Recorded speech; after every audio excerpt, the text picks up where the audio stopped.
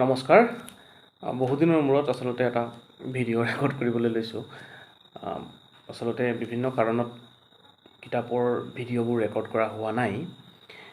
আজি হঠাৎ বুলিয়ে ক'ব লাগিব, হঠাতে এই মুহূৰ্তত আজি এতিয়া খুব সম্ভৱ 10:15 হৈছে।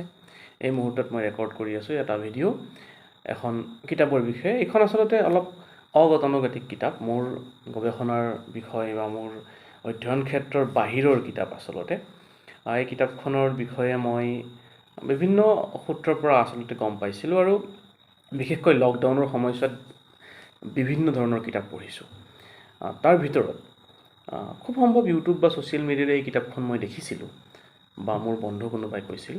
কিতাপখন হ'ল interesting, psychology of money, the psychology of money, Morgan Housel. খুব বেছি জনপ্ৰিয় কিতাপ, বহুলভাৱে প্ৰচলিত। ইউটিউবত চাৰ্চ কৰিলেই হওক বা গুগলত চাৰ্চ কৰিলেই হওক, এই কিতাপখনৰ বিষয়ে ডিটেইলছ বিভিন্ন বৰ্ণনা পাব। গতিকে কিতাপখনৰ বিষয়ে মই আকৌ বহলাই ক'বলৈ নাযাওঁ, মই জাষ্ট ইনফৰ্মেশ্যন দিবলৈ যিটো কাম কৰোঁ, যে কিতাপৰ বিষয়ে মই ইনফৰ্মেশ্যন দিবলৈ চেষ্টা কৰোঁ, সেইটো কামহে কৰিম। এই কিতাপখনত মূলতঃ টকা বা সম্পদ, আচলতে বিশেষকৈ টকাৰ কথাটো কোৱা হৈছে। সাইকোলজি অফ মানি, টকাৰ মনোবিজ্ঞান।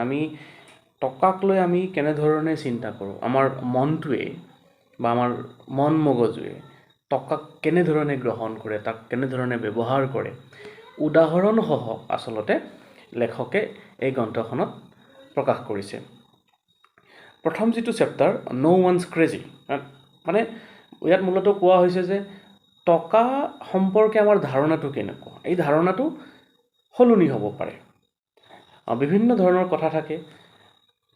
বিশ্বযুদ্ধৰ সময়ত টকাৰ প্ৰতি মানুহৰ ধাৰণাটো যিটো হ'ব, বৰ্তমান সময়ত টকাৰ প্ৰতি মানুহৰ ধাৰণাটো সলনি হ'ব। ইয়াৰ উদাহৰণসহ তেওঁ ব্যাখ্যা আগবঢ়াইছে। দেন লাক এণ্ড ৰিস্ক, টকা ঘটাটো বা টকা অৰ্জন কৰাটোৰ লগত ভাগ্য আৰু আশংকা, বিপদাশংকা বা ৰিস্ক জড়িত থাকে। আৰু তেওঁ কৈছে যে লাক এণ্ড ৰিস্ক আৰ চিবলিংছ, মানে ভাই ককাই বা সম্পৰ্কীয়। কথাটো অলপমান হয়ো, লাকও লাগে কেতিয়াবা কেতিয়াবা, কিন্তু ৰিস্কো থাকে। যি নহওক, দেন নেভাৰ এনাফ, এইটো আমি সকলোৱে কওঁ যে টকা যিমান হয় সিমানেই আমাক নাটে। এইটো দৃষ্টিভংগীৰ ওপৰত নিৰ্ভৰ কৰে, আমি কোনে কেনেধৰণে টকাটোৰ বিষয়ে ভাবোঁ। ইয়াত তেওঁ Catch-22 উপন্যাসৰ লেখকৰ উদাহৰণসহ এটা খুব সুন্দৰ উদাহৰণ, মানে এনালজি আগবঢ়াইছে। আপোনালোকে পঢ়িলে গম পাব। দেন কম্পাউণ্ডিং, মানে টকাৰ বৃদ্ধি যে আচলতে আমি স্কুলত পঢ়িছিলোঁ, চিম্পল এণ্ড কম্পাউণ্ড ইণ্টাৰেষ্ট, সৰল সুত আৰু মিশ্ৰ সুত নে চক্ৰবৃদ্ধি সুত। চ' টকাটো কম্পাউণ্ডিং হাৰত বৃদ্ধি হয়, কেনেধৰণে হয় তাৰ কথা আছে। দেন গেটিং ৱেলথি ভাৰ্চেছ ষ্টেইং ৱেলথি, মানুহে কেতিয়াবা বিভিন্ন কাৰণত হঠাতে টকা আহিব পাৰে, কিন্তু টকাটো ধৰি ৰখাটো বা সদায় সম্পদশালী হৈ থকাটো ইমান সহজ কথা নহয়। সেই কথাটোকে তেওঁ ইয়াত ব্যাখ্যা কৰিছে। তাৰ পাছত টকাৰ লগত জড়িত আন কথা যেন লাইক ফ্ৰীডম, স্বাধীনতা। Then men in the car paradox বুলি এটা চেপ্টাৰ আছে, খুব সুন্দৰ। আমি বহুত মানুহে ভাবোঁ যে মোৰ যদি এখন ভাল কাৰ থাকে বা ভাল মোবাইল এটা থাকে, তেন মানুহে মোক ভাবিব কুল বা মানে প্ৰশংসা কৰিব। আচলতে তেওঁ ব্যাখ্যা কৰিছে, মানে কৈছে যে কোনোৱে যদি মোক ভাল কাৰ এখন চলাই গৈ থকা দেখে, ইমিডিয়েটলি সেই মানুহজনে ভাবিব যে মোৰো যদি এখন কাৰ থাকিলেহেঁতেন। তো মই ভাবি আছোঁ, মই কাৰখন চলাই পেলাই যে মোক দেখি থকা মানুহজনে মোক এডমায়াৰ কৰিছে বা মোক ধনী মানুহ বুলি ভাবিছে বা প্ৰশংসাৰে উপচাই পেলাইছে। আচলতে সকলো সময়তে কথাটো তেনেকুৱা নহয়। মোক দেখা মানুহজনে ওলোটাকে ভাবিছে মোৰো যদি এখন কাৰ থাকিলেহেঁতেন। চ' এনেকুৱা ধৰণৰ কথা। Wealth is what you don't see, এটা চেপ্টাৰ আছে। সম্পদটো আচলতে খুব দেখা পোৱা বস্তু নহয়, মানে এক ধৰণৰ ইউ কেন ফিল ইট। চ' সেই কথাটো ইয়াত আছে অলপ চলপ। দেন টকা ছেভ মানি, আমি সকলোৱে জানো টকা জমা কৰিব লাগে, টকা জমা কৰাটো জৰুৰী। চকুত কিবা এটা পৰিলে টকা জমা কৰাটো জৰুৰী, কিন্তু কেনেকৈ জমা কৰিম? এনেকুৱা ধৰণৰ কথাবিলাক আছে। টকাটো জমা কৰাটো সহজ নহয় by the way. Then reasonable and rational, মানে টকাক আমি যুক্তিসংগতভাৱে, টকাৰ প্ৰতি আমাৰ দৃষ্টিভংগীটো আচলতে কেনেকুৱা হ'ব লাগিব তাৰ এটা ধাৰণা আছে। দেন অন্যান্য আৰু কথা আছে, এটা চেপ্টাৰ আছে surprise, then room for error, then you will change, then nothing's free. এইটো বেছি খুব গুৰুত্বপূৰ্ণ কথা যে কোনো বস্তু ফ্ৰী নহয় পৃথিৱীত। আমাক যে কয় buy one get one free, it's not free. Then আমাক এটা সময়ত এটা টেলিকম কোম্পানীয়ে চিমৰ কানেকশ্যনটো ফ্ৰী দিছিলে, but it was not free. আচলতে ফ্ৰী নাই।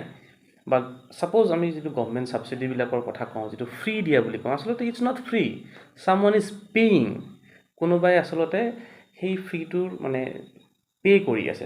যিটো গভমেণ্ট ফ্ৰীবিজবিলাক হৈ আছে, ফ্ৰীবিজৰ পে'মেণ্টটো ক'ৰ পৰা হৈ আছে, সেই প্ৰশ্নটো নিজকে সুধিলে আমি গম পাওঁ আচলতে পৃথিৱীত কোনো বস্তুৱে ফ্ৰী হ'ব নোৱাৰে আৰু নহয়।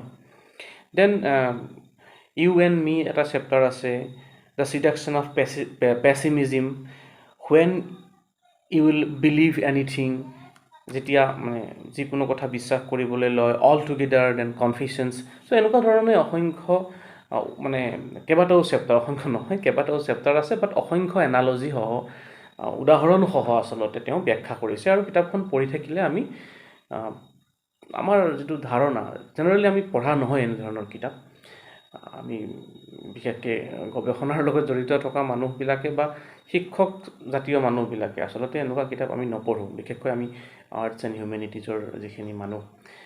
কিন্তু মই কিতাপখন পঢ়ি অনুভৱ কৰিছোঁ যে টকাৰ সম্পৰ্কে আমাৰ যিটো ধাৰণা আচলতে সেইটো বহু সময়ত কেতিয়া মানে সলনি কৰাৰ প্ৰয়োজন আছে। আমি এনেকুৱাকৈ কৈ দিওঁ যে টকা আজি আছে কালি নাই, ইটছ অ'কে, টকা আজি আছে কালি নাই, বাট টকাটোতো লাগে আমাক, ডেট ইজ অলছ' ইম্পৰ্টেণ্ট। টকাৰ প্ৰয়োজন আছে। গতিকে টকাৰ প্ৰয়োজনীয়তাটো উপলব্ধি কৰা আৰু লগতে টকা কেনেধৰণে আহে সেই কথাবিলাকৰ বিষয়ে যদি জানিব খোজা যায়, এনেকুৱা ধৰণৰ কিতাপ দুই এখন মাজে মাজে পঢ়াটো চাগে বেয়া নহয়। অৱশ্যে এটা কথা ঠিক, এই কিতাপখনৰ লগত যিটো জড়িত মূল কথাটো হ'ল ষ্টক মাৰ্কেটৰ কথা ইয়াত খুব বেছি আলোচনা কৰা হৈছে, মানে জড়িত আছে। ষ্টক মাৰ্কেটখন এখন বেলেগ জগত, আৰু আচলতে বৰ্তমান সময়ত আমি ইউটিউব খুলিব নোৱাৰা হৈছোঁ বা অন্যান্য ছ'চিয়েল মিডিয়াত ষ্টক মাৰ্কেটৰ এডভাৰটাইজ, মানে কি কয় মানে ব্ৰকাৰেজ হাউচবিলাকৰ এডভাৰটাইজমেণ্ট বহুত আহি থাকে। মাজতে আপষ্টক, কিবা এঞ্জেল ব্ৰকিং, এনেকুৱা ধৰণৰ জিৰোধাৰ এডভাৰটাইজ দেখা বেছি নাই, বাট আপষ্টকৰ খুব এডভাৰটাইজ দেখিছিলোঁ।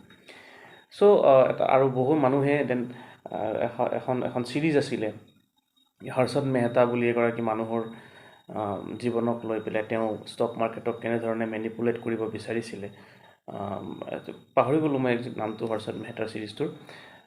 যি নহওক, স্কেম 2020, স্কেম 1992, চ' স্কেম 1992খনো খুব চলিছে। এনেকুৱা ধৰণৰ বিষয়ৰ লগত আচলতে এইখন কিতাপ জড়িত। যি নহওক, আজি লক্ষী পূজা, চ' টকা, ধন, সম্পত্তিৰ অধিষ্ঠাতা দেৱী আমাৰ হিন্দু ধৰ্মীয় পৰম্পৰা মতে। গতিকে আজি টকাৰ দিনত এখন টকাৰ কিতাপৰ এটা ইনফৰ্মেশ্যন, আচলতে টকা নথকা মানুহেও পঢ়িব পাৰে এইখন। আৰু এনেকুৱা নহয় যে এইখন পঢ়িলে টকা আহিব, ইটছ নট লাইক ডেট। কিন্তু আমি সদায় গল্প উপন্যাস পঢ়ি থকাতকৈ মাজে মাজে দুই এখন এনেকুৱা ধৰণৰ কিতাপ পঢ়ি চাব পাৰি। আৰু এটা ভাল কথা কি, এই কিতাপবিলাকৰ ইংৰাজীটো খুব সহজ, মানে ইংৰাজী উপন্যাস নপঢ়া মানুহেও এনেকুৱা ধৰণৰ কিতাপবিলাক পঢ়িব পাৰে, ভেৰি চিম্পল লুচিড ইংলিছ। আৰু কবিতাৰ কথাটো মই নক'লোঁ যেনিবা। গতিকে যদি কাৰোবাৰ হাতত সময় থাকে, টু বি ফ্ৰেংক, কাৰোবাৰ হাতত যদি সময় থাকে কিতাপখন পঢ়ি ল'ব পাৰে, ইচ্ছা কৰিলে কিনি ল'ব পাৰে, বৰ বেছি দাম নহয়। আৰু ইয়াত পাৰিলে মই লিংক এটা বাৰু দিম, মই এমাজনৰ পৰা কিনিছিলোঁ। কিন্তু ইয়াৰে ই বুকখন খুব সম্ভৱ জেড লাইব্ৰেৰীত আছে, মই ক'ৰবাত দেখা যেন লাগিছে, PDF কপি এইটো। তো PDF কপিটো ডাউনলোড কৰিও পঢ়িব পাৰিব। চ' থেংক ইউ।